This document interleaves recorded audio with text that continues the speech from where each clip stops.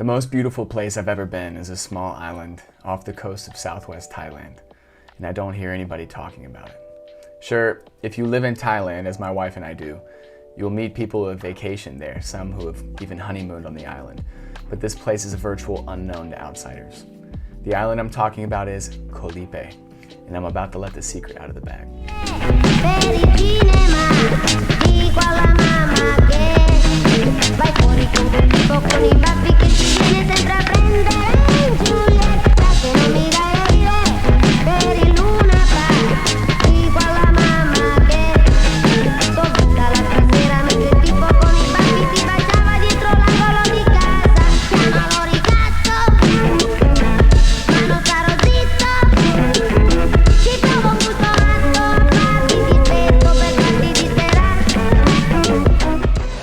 Hey guys, my name is Nicky and welcome to My Adventurous Life.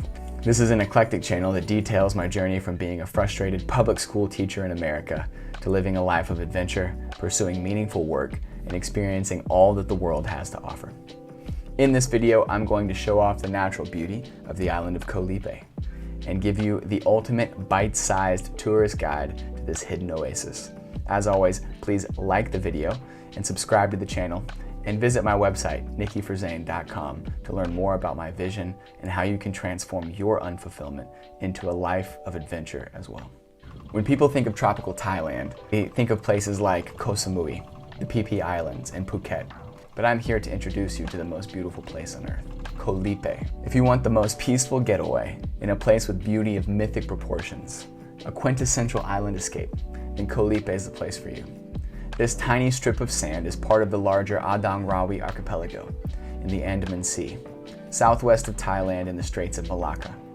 In the late 18th and 19th centuries, the British and Dutch East India trading companies used to sail these waters, navigating their spice freighters away from the gold lust of Siamese pirates. But Lipe and the other islands of the Adang Rawi archipelago have remained mostly uninhabited throughout their history, except by a few of the seafaring nomadic peoples of southern Thailand, and they largely remained this way all the way up until the 1970s. It was in the early 20th century that the Urak Leroy people, one of these indigenous groups, first established a permanent settlement on the island, and the descendants of this early wave of pioneers remain to this day.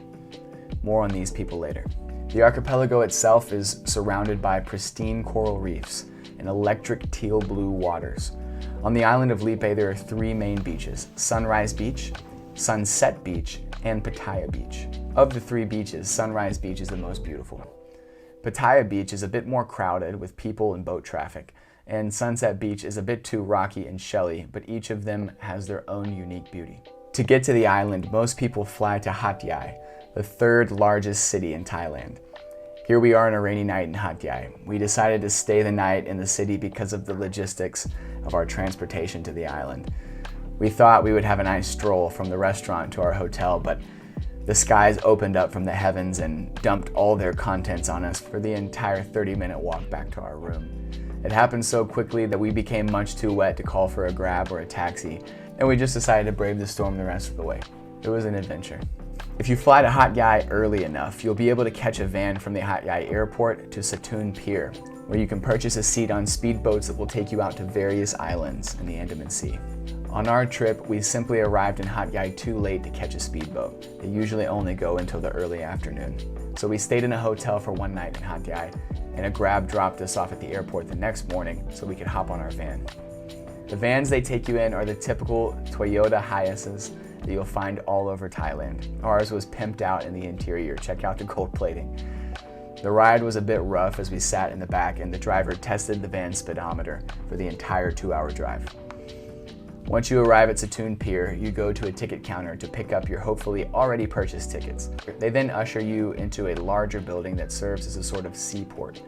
There you will confirm which boat you'll be taking, or at least try to, as English communication was a bit dicey. After that, they'll have you wait in this large room with hundreds of tourists headed to various islands, until a lady walks around waving a ticket the same color as yours up in the air and yelling something in Thai. If you're looking to purchase these tickets ahead of time, I highly recommend checking out 12Go Asia. It's a great site for finding overland or oversea transportation in Southeast Asia. We've used it many times and it's very reliable. From there you load onto the speedboat. It's a bit cramped, but not too uncomfortable. And the boats are covered, so you don't have to worry too much about rain. Since my wife suffers from pretty severe motion sickness, we were worried about this ride, but she ordered some generic non-drowsy motion sickness patches off of Lazada, the Thai version of Amazon. I'll link to some so you can get them there or on Amazon in the description below. These seemed to work tremendously, and the hour-and-a-half boat ride was smooth and beautiful.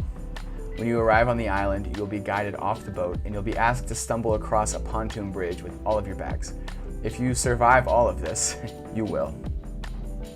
Hopefully. You will find yourself on Pattaya Beach. From here, you'll want to walk towards the ticketing counter in front of you and find someone who can get you a taxi to your resort or hotel. Unless your hotel's right there on Pattaya Beach, you'll probably want a taxi since you'll have all your bags with you. The taxis are motorbikes with sidecars attached. Unfortunately, ours didn't have a roof as it was still drizzling, but we bought some ponchos on the pier, so no harm, no foul. The first resort we stayed at on the island was Mali Beach Resort. This was our favorite stay on the island. We got a pretty good deal as we booked this one in advance. The 3-night total came out to $391.84. That's US dollars, which is about $130 US per night. At Mali, you get a small cottage all to yourself. The beds were fairly soft, the rooms were spacious, and the bathroom was enormous. Everything was sanitary, and if you request it, they'll send someone to clean your room every day. The only complaint we had was that the bathroom water smelled a bit like rotten eggs, which could have come from some sort of clogged drain somewhere, but it wasn't overpowering and we don't like to bother the staff, so we dealt with it. It was fine. Cottages are aligned in a horseshoe shape around an incredible pool, and they sit a mere 50 yards from the beach. The hotel restaurant's right on the beach and they offer a quality complimentary breakfast each day, as well as a fully stocked bar with really good cocktails and specialty drinks. Everything we experienced here was superb. We would give Mali a 4.5 out of 5 stars for quality and bang for your buck. While we stayed at Mali, we wandered all over the island on foot. Lipe is only about 2 square kilometers, which is about 3/4 of a mile in area.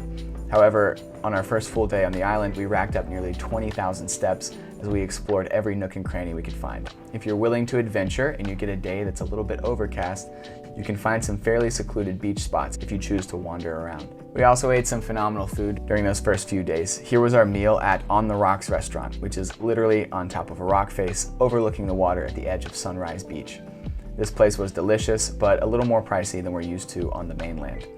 Next, we ate at Capriccio Lipe, Italian restaurant. Capriccio. The owner is an Italian former dive instructor who imports all of his ingredients from Italy. It was delicious. We also grabbed lunch at the Chic Lipe, which is a really nice hostel with a good restaurant and bar. If you're looking for drinks, check out the Elephant Bar for good cocktails, or if you want more of an Irie vibe, visit the Forget Me Not Bar, owned and operated by Bob Marley reincarnate. I kid you not, this place had an incredible Rasta vibe and its owner is incredibly welcoming and charismatic. One of the main reasons we wanted to visit Lipe was to obtain our PADI open water dive certification. I've always wanted to scuba dive, and my wife agreed that if we could spend the first couple of days relaxing, then she would take the course with me. So we signed up for the course at the Fora Dive Resort on Sunrise Beach.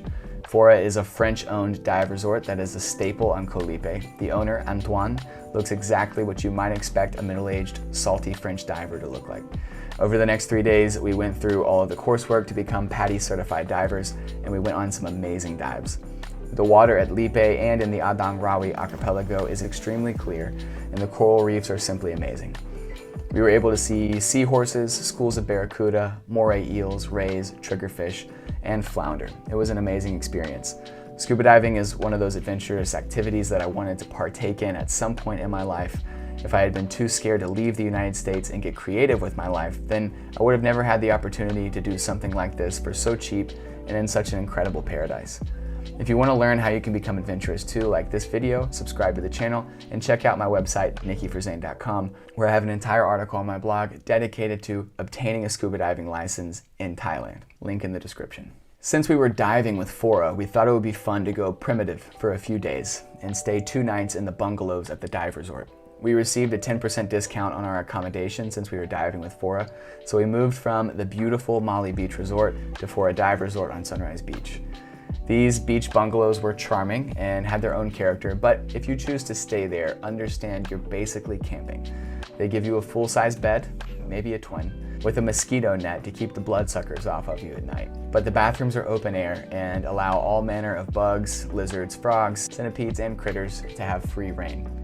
We were ready for this, and it really wasn't too bad, but I just want you to be prepared for what you're getting into if you choose this option. Unfortunately for us, on night 5 of our stay on the island, we both ate something bad and got really, really sick. It just so happened that this was also our last night staying in the dive bungalows, which made it a hot, sticky, buggy, miserable night. My wife felt so bad the next day that she was unable to complete her open water dive course and had to settle for a PADI scuba diver certification. I was feeling a little bit better by the afternoon and got to complete 2 more dives, finishing my certification and accomplishing a real bucket list item. That night, our last on the island, we checked into the more swanky Anaya Koh Lipe resort. This was by far the most luxurious stay that we experienced on the island. If you're looking for a comparison, it's like a nice 3 to 4 star hotel in the US. Think Embassy Suites. It's definitely the nicest hotel we've stayed in since we've been in Thailand. It was a little more expensive. I think we paid $174 US per night, but it was worth it after a night of puking in front of an audience of cockroaches. We were only there for about 18 hours as our boat left the next morning, but that didn't stop us from ordering some delicious room service, enjoying the waterfall shower, and filling up at the complimentary all-you-can-eat breakfast buffet the next morning. If you aren't used to typical Thai accommodations and want a relaxing stay on the island, you might want to check into this hotel. The next morning, we got ready to board our boat off the island. We were continuing our trip south to Malaysia, so we bought boat tickets while we were on the island to nearby Langkawi Island, which is part of Malaysia. This cost less than 2,000 baht, around $58 for 2 tickets. For more information about that trip, check out my video on Penang Island, Malaysia, link in the description. Now, while we had some ups and downs in our trip, I stand by the statement that I made at the beginning of the video. The island was quite literally the most beautiful tropical paradise I've ever seen. The real gem of this island is the water, which I've already described as electric teal blue. It's no wonder this island is often referred to as the Maldives of Thailand. This, coupled with the vivacious coral reefs just below the surface, makes Koh Lipe stand out from the pack. Though Pattaya Beach has some party locations, this island is definitely more for the laid-back types, such as myself. You won't find much of a late-night culture here, however, there is enough to do on the island that we were able to spend 6 nights and 7 days without getting bored. In fact, I think I could have used another day or 2 of rest before moving on to our next adventure. We arrived on December 17th, which is right at the beginning of peak season, and it wasn't really crowded. But by the time we left on Christmas Eve, there were definitely more people on the island. I imagine because the island is so small that at the height of peak season, it might be extremely packed. With that being said, it's still a bit of a secret. It's not nearly as popular as other islands such as Koh Samui, even at its peak. And I highly recommend going right before peak season to get the most out of your experience. Now, not to end on a downer, but I think it's important that we talk a bit about the locals. My channel is more about sustainable travel, and I want to discuss the conditions that the locals lived in on the island and how tourism might be impacting them. I'm planning on doing another video on tourism in southern Thailand that will touch on this people group as well, but for now, suffice it to say, I was a bit saddened by the situation with the Iraq Leroy people. As you probably expect, they are by far the most impoverished people on the island. They reside inland in a number of tin shanties, and as far as I could tell, almost no Iraq Leroy person owned beachfront property. This may be a result of Thai government persecution or just Western greed, but it seems clear that the island is, in some sense or another, being co-opted by more powerful forces and milked for all it's worth at the expense of the locals. Like I said, the longest residents of the island have only been there for about 100 years, but the situation is still sad. Though there is a Thai government school on the island that is attended by the children, and many Iraq Leroy people are employed in the tourism industry, so things are not all bad. However, you still have to make sure that you learn to differentiate between the Thai and the Iraq Leroy people when you visit the island, and make sure that you leave generous tips. Even though Thailand's not really a tipping culture, there are plenty of opportunities for you to tip quality service in restaurants and bars, but then also, of course, at your hotels. And if you have the means, you should do it. Until we can find a better solution, this might be all that can be done, but don't be naive to the situation. Take a walk through the local village while you're there, smile, say hello, and treat them like human beings. Don't treat it like a zoo. The most distressing thing that I saw while on the island was an older German woman who asked 3 young women on a motorbike to stop and pose for a photo right in the middle of the Iraq Leroy village. They kindly but begrudgingly obliged out of respect for an older woman, but it felt so inhumane, exploitative. Don't take pictures or film in local areas if possible. The short video I showed before was the most I felt comfortable filming, as I sincerely desired to promote the dignity of these people. But I don't think that we should go in as Western tourists and pretend that they don't exist. We need to address the problems head on, look at the situation, and try to make an informed decision from there. So to conclude, if you plan on taking a tropical trip, consider Koh Lipe. It's a place filled with beauty, adventure, and authentic cultural experiences. As always, I want to thank you for watching and urge you to start thinking adventurously about your life. Maybe planning a dive trip to Koh Lipe is the first step. So if you think you've got what it takes to live adventurously, make sure to like and subscribe, and don't forget to subscribe to the email list on my website, nickyfrizen.com, to be a part of our community and find out more about the vision that I have for changing the world and helping you change your circumstances and get unstuck in life. Until next time, friends.